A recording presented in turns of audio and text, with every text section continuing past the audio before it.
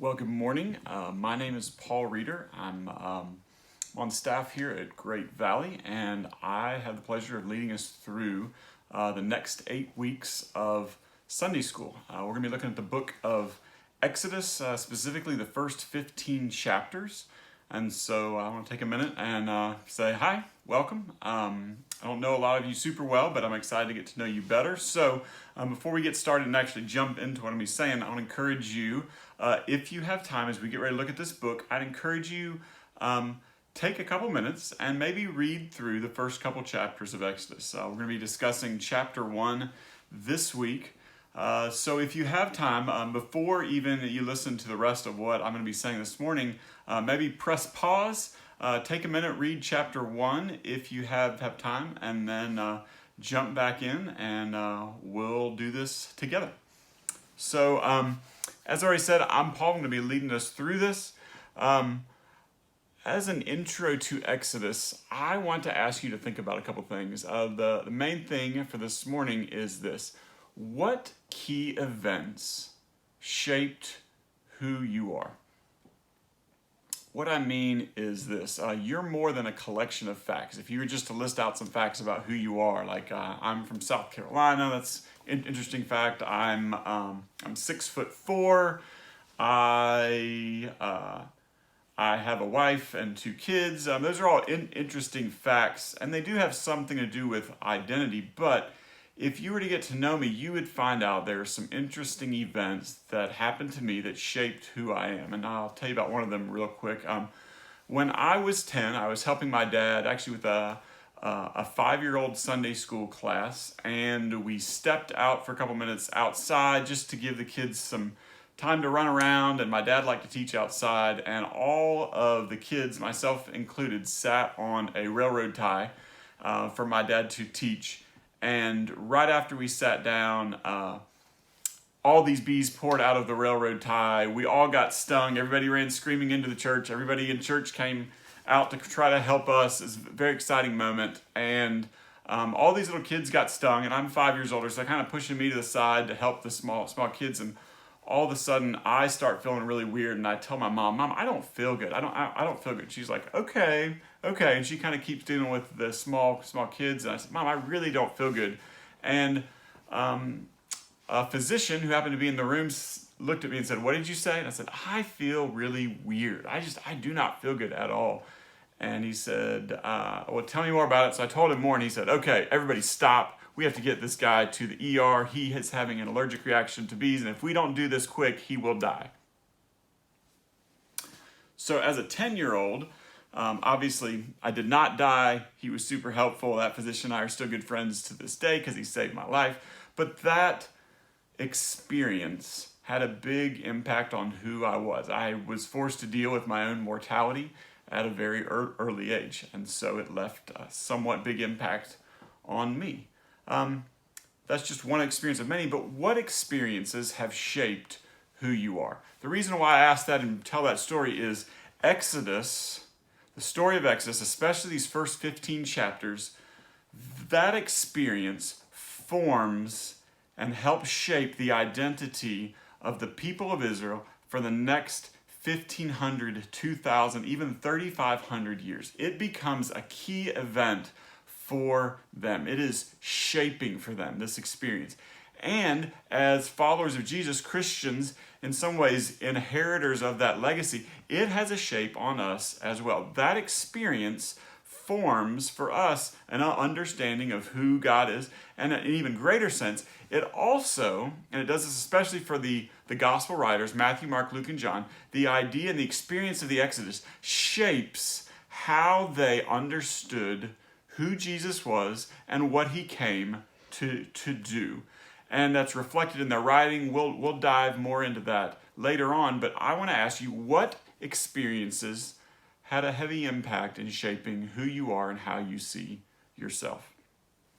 By way of introduction, I want to give a couple more thoughts, and then we're actually going to jump into 3 different sections of chapter 1. I'm going to break those into 3. So this is an intro, then we'll hit 1, 2, and 3.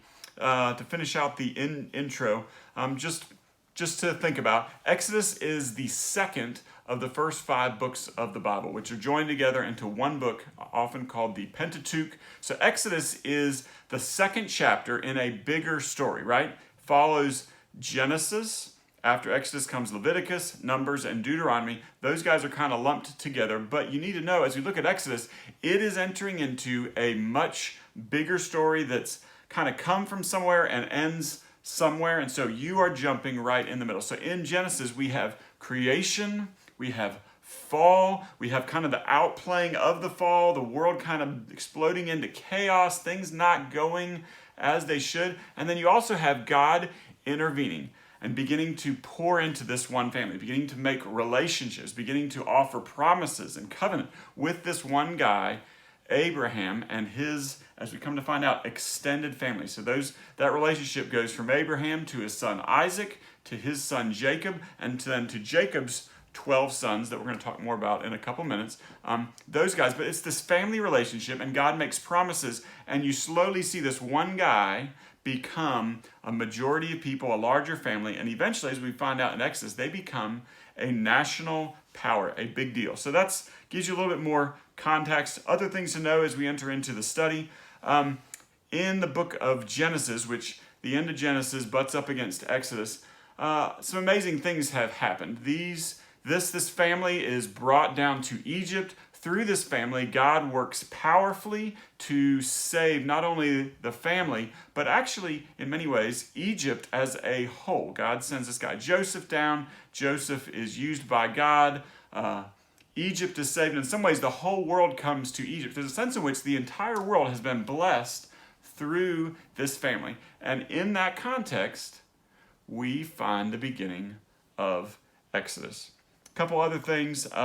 As far as dates when this happens, our guess, which we don't know exactly, is that the events that we're about to talk about happened between 3,500 and 3,300 years ago. So you're looking at 15 to 1300 BC. So this is quite a long time ago. Different cultural context, different things are important, kind of a different world. We want to make sure we acknowledge that and enter into it. And kind of just to finish off this introduction, once again, I'd encourage you, if you haven't done it yet, take a minute, read Exodus chapter 1, and let's get ready to talk about it. Thanks. All right, now we're going to jump into the first section of Exodus 1. So if you'll join me, I'm going to read from Exodus 1, starting in verse 1.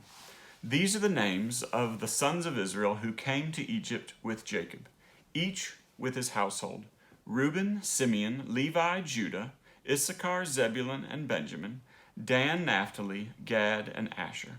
All the descendants of Jacob were 70 persons. Joseph was already in Egypt.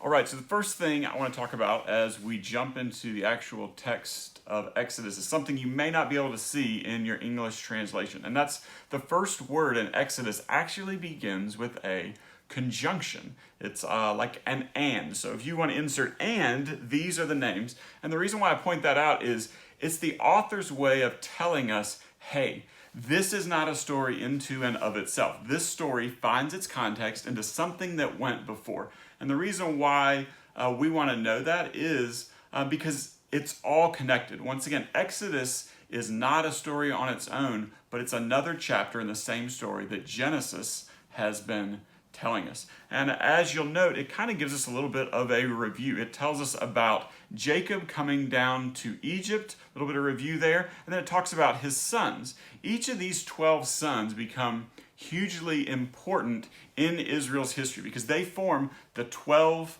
tribes of Israel. So Israel becomes a nation, and as part of that national identity, they're kind of subdivided into 12 different tribes that each find their genesis in each of these 12 sons. So that's kind of important to know. If you're an Israelite, you are going to be able to trace your heritage back to one of these 12. In our current culture, most of us don't know who our great-great-grandparents were. But in that culture, it was extremely important to know who your relatives were going back generation to generation to generation, super far back. So for them, this is a critical piece of information. This is a good reminder of where they come from and who their parents are. So notice it reviews those 12 guys. Notice it gives us a little bit of a number. All the descendants of Jacob were 70 persons. So you don't have a super huge group here. You got 70 people. You could say it's a rather large family, but that's about it. And it's important to note that because of what follows later. Notice what it goes on to say. Verse 6, then Joseph died. So Joseph is kind of the key figure at the end of Genesis, right? God sent him through tons of trials and hardship, basically ahead of his brothers, into Egypt to go from basically the lowest man on the totem pole, imprisoned, a slave, to basically running Egypt's empire under Pharaoh. He's the most powerful man in Egypt under Pharaoh. And through him, God not only saves Jacob and his family, but saves, in many ways, Egypt, and in some ways, as it notes, the whole world comes to Egypt. So God has saved almost the whole world through this guy Joseph. It's a very notable figure that we need to know about as we enter into Exodus. But know what it says. It says Joseph died, and all his brothers, and all that generation. So beginning of Exodus saying, hey, that's last chapter's story. That chapter has come to a close. We want to hold on to that because we're tied to it. But a new chapter is opening. And notice what it says about this new chapter. Verse 7. But the people of Israel, and catch this wording because it's actually pretty critical for what comes. The people of Israel were fruitful and increased greatly. They multiplied and grew exceedingly strong, so that the land was filled with them. Now, it's kind of a funny repetition, right? They were fruitful, they increased greatly, they multiplied, and they grew exceedingly strong, so that the land was filled with them. Now, those are words which should be pretty familiar to us if we've read Genesis. I don't know if you recognize what they're from, but they are from Genesis chapter 1, the creation story. God creating life, creating a context for life. Life enters, life begins to explode, and God blesses it, specifically the humans, and says, be fruitful, multiply, subdue the earth, and fill the earth. So the idea is Exodus is beginning, interestingly enough, in a similar place where Genesis begins. God is filling things, God is expanding. In a sense, it's as though the author is telling us new creation is happening.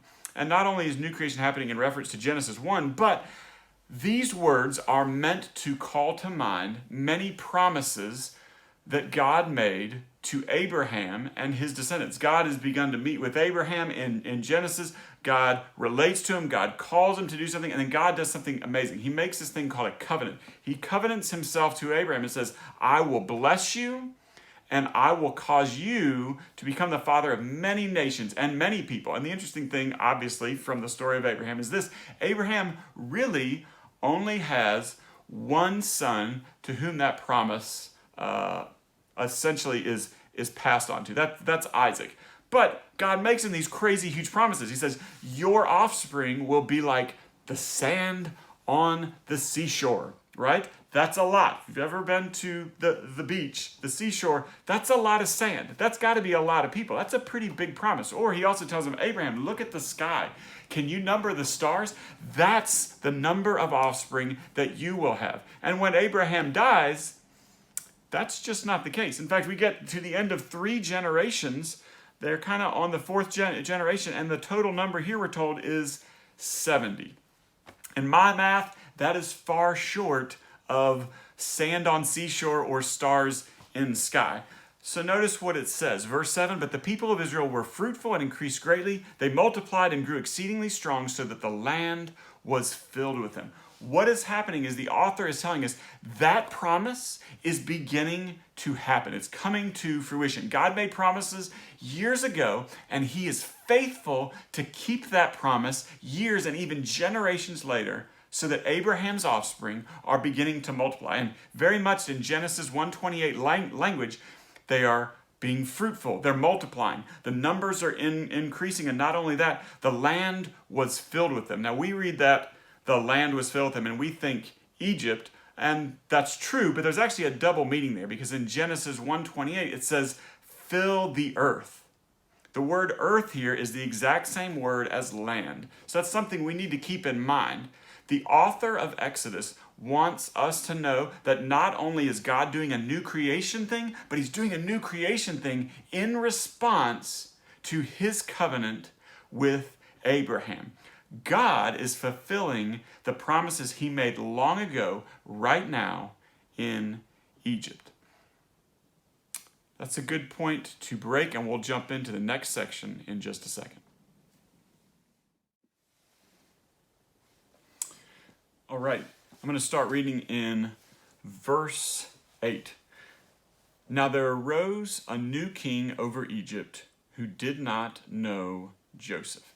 So a lot of scholars say that word arose, this new king arose, means it wasn't just somebody had a king had a son and now he became king, but the idea is that potentially there's a new dynasty. So a new group of people are coming into power, new ideals, new agenda, kind of structurally things are changing in Egypt. And notice what the text notes. This guy does not know Joseph. So he doesn't look back fondly and think, oh man, I remember when these Israelites came in and they worked in our favor and they blessed all of Egypt and they blessed the whole world. He doesn't look back favorably on Israel and on Joseph. In fact, it kind of says he did not know Joseph. There's no connection there. It's as though Joseph is a complete unknown. And look at what it says, verse 9. And he said to his people, behold, the people of Israel are too many and too mighty for us. So note the difference here. He is speaking to his people about the Israelites. And look at what he says. That thing that's been going on with them multiplying and becoming fruitful and powerful, it has become to those in power a threat that needs to be dealt with. And so he says, verse 10, come, let us deal shrewdly with them. He says, let's stop and think about that. What could happen if they become more mighty and more powerful? They could multiply. And if war breaks out, they join our enemies and fight against us. So notice kind of this threat is these guys will turn against us. There's a lot of them. They are powerful. They potentially could take us out. So he wants people to note that they are a threat to his power, to their power. And notice what else he says, which is a really interesting add-on. It's not just he's afraid of them turning against him in war. It's they could, and notice the last line, escape from the land. So here's the kind of the first idea that this king, these people in power, not only see the Israelites as a threat, but also as a valuable resource. We are threatened by them, but we also don't want them to leave because they are for us a resource and a commodity that is valuable. Verse 11, therefore, and this is his response, he and the people set taskmasters over them to afflict them with heavy burdens. They built for Pharaoh store cities, Pithom and Ramses. So notice what's going on.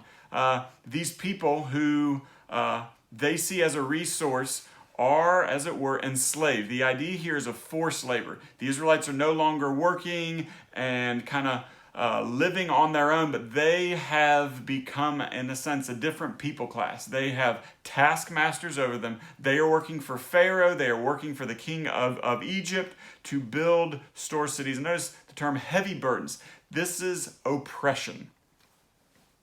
Verse 12, but the more they were oppressed, and what do you expect it to say next? The more they were oppressed, they shrank back, they grew weak, and instead the opposite happens. So that's a note. What's going on here behind the scenes? There's no direct reference to God, but the idea is something crazy is happening. Something unusual is happening. The more they were oppressed, verse 12, the more they multiplied and the more they spread abroad. So the idea is they're being squeezed, and that should weaken them, that should harm them, and instead they're pushing back. The idea is they're kind of breaking out of that oppression and they're thriving anyway.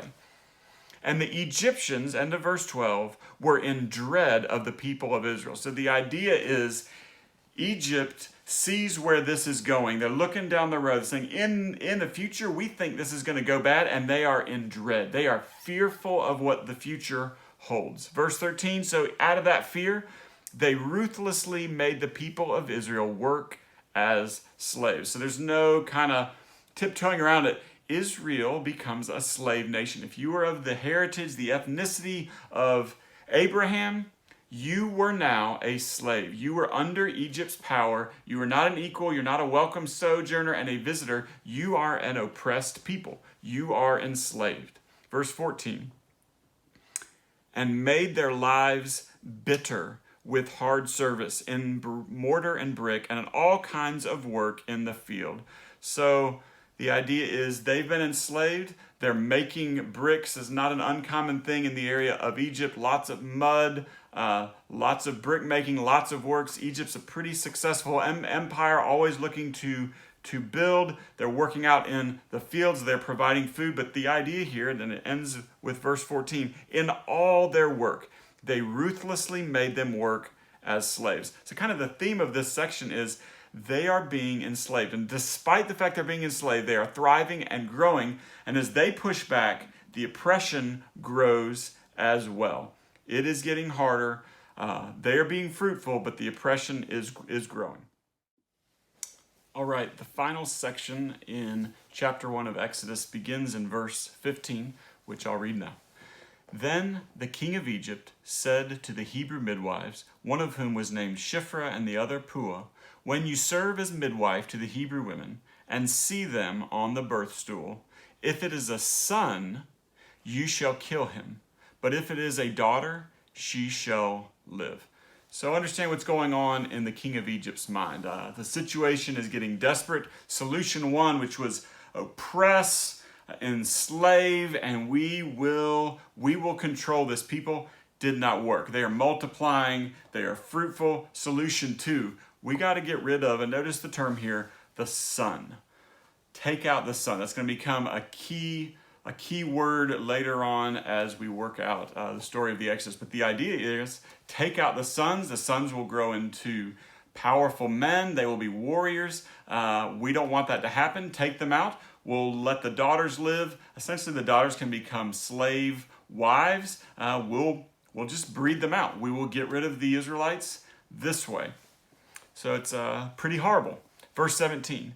But the midwives feared God and did not do as the king of Egypt commanded them, but let the male children live. So these midwives come in to assist in the birth, and what they're to do is take the son, kill him, and they say, nope, we're not doing it. They don't do it. Instead, they, and notice the word commanded, they refuse the command of the king. And you kind of stop and say, wow, that's a big deal. So notice the opposition that's kind of being set up here is these midwives are being told something by the commander-in-chief, by the king of Egypt, Pharaoh, and instead it says, and it gives us a lot of insight here, they fear God. That means there's these two people competing for power.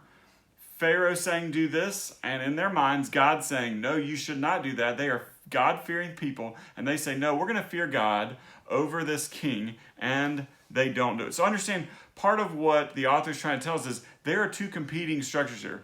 Pharaoh, the king of Egypt, is seen by Egyptians as a god. On the other hand, you have this other God, this God Yahweh, the God of Abraham, Isaac, and Jacob, who keeps bringing blessing, and these midwives, they fear him. And notice what happens.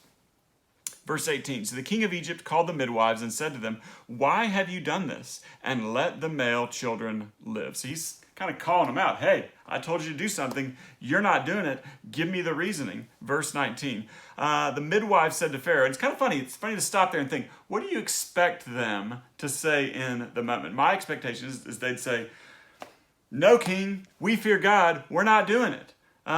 Interestingly enough, that's not what they say. The midwives said to Pharaoh, because the Hebrew women are not like the Egyptian women, for they are vigorous and they give birth before the midwives come to them. So understand what they say is, hey, by the time we get there, which there could be some truth here, these Hebrew women have already given birth. By the time we call the midwives, by the time we get there, they've already given birth. It's too late. They've got their sons. The sons are gone. It's not our deal. It's interesting. And so at that point, you kind of wonder, what's God's take on how they respond? And verse 20 is very clear. So God dealt well with the midwives. It raises a lot of questions, maybe some ethical questions about how they respond, which would be good for the discussion. I'm not going to get into it a lot here, but something to think about it. So God dealt well with the midwives, and then notice the summary statement at the end of verse 20, which is key. Once again, the people multiplied and grew very strong. So notice the response to the king of Egypt's essentially solution number 2, we'll get rid of them, we'll kill them. And God's response, the people multiplied and grew strong. It's not working. God's people are continuing to grow amidst great persecution and multiply. Verse 21, and because the midwives feared God, he gave them families. So it's almost as though the midwives are enjoying some of that same fruitfulness and blessing out of response to their fearing God. Verse 22, here comes solution number 3 by the king, and this is the last verse in the chapter.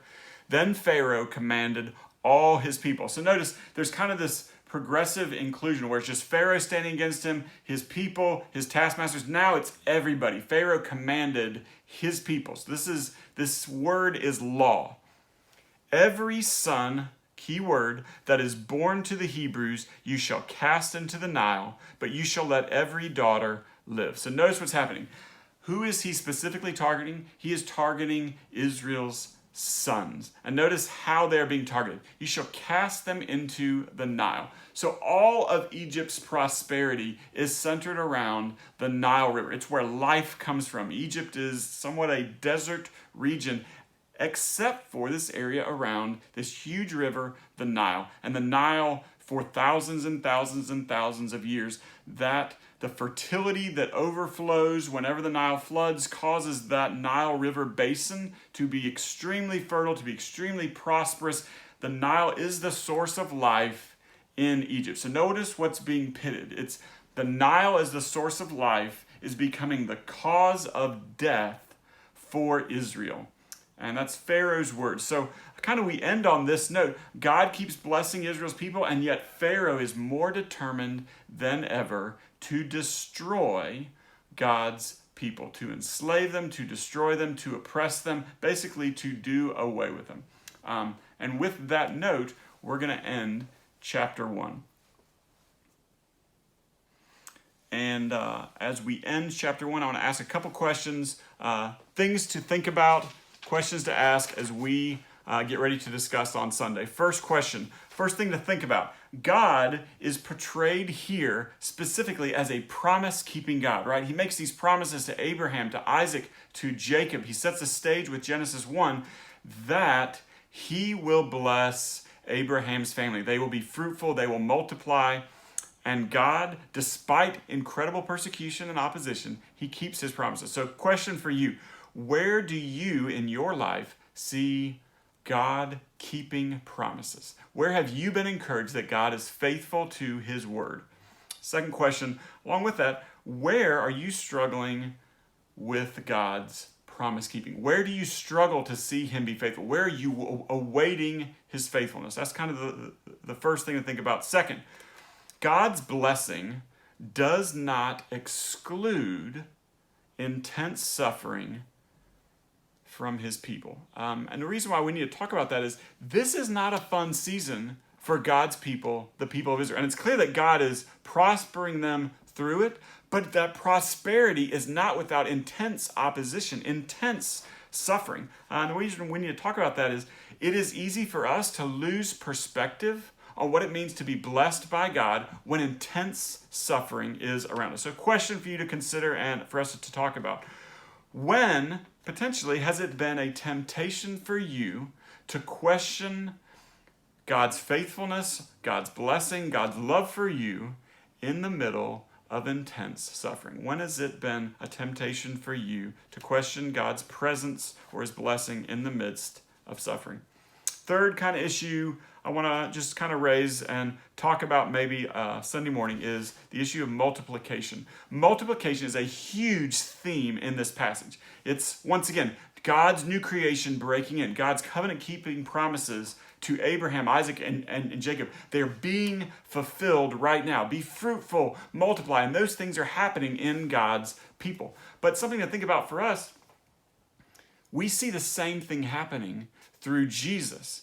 He calls 12 apostles, very much like the 12 patriarchs. He does this amazing thing, this amazing experience happens whereby God himself comes, shows up, embodies all of the Old Testament God is embodied in Jesus Christ. Jesus Christ lives, he dies, he is raised from the dead, and then he is enthroned on high. And then amazing things happen. God's people are persecuted, and yet they multiply, they expand. And it's not primarily through natural offspring having babies. It is primarily through reaching new people. That idea of multiplication we see all over the New Testament. So my question for you, as people of God's new creation who know Jesus, who believe in the resurrection, who believe that Jesus is king, what is your role as a follower of Jesus in multiplication now? And once again, I'm not specifically talking about getting married and having babies, but that is a definite piece. What is your role in multiplication? Do you see it as your calling and your, in some sense, responsibility to make new and more disciples? The EPC has this statement that I want to read for it. It is the primary mission, according to the EPC, of the local church to evangelize, making disciples by extending the gospel both at home and abroad, leading others to a saving knowledge of Jesus Christ as Lord and Savior, providing for the nurture of that faith that all might worship the true God and grow in grace and in sanctification. So, kind of last question that goes with that is, what is your role in making more disciples? Do you feel equipped to carry that out? Do you feel equipped personally to evangelize? Where do you feel weak? Where do you feel strong? And do you see how that relates both in Exodus and in the New Testament and to us as we stand now? So we'll end there, and I look forward to seeing you Sunday morning, and we'll have hopefully a very lively and exciting discussion. Thanks for participating. I'll see you soon.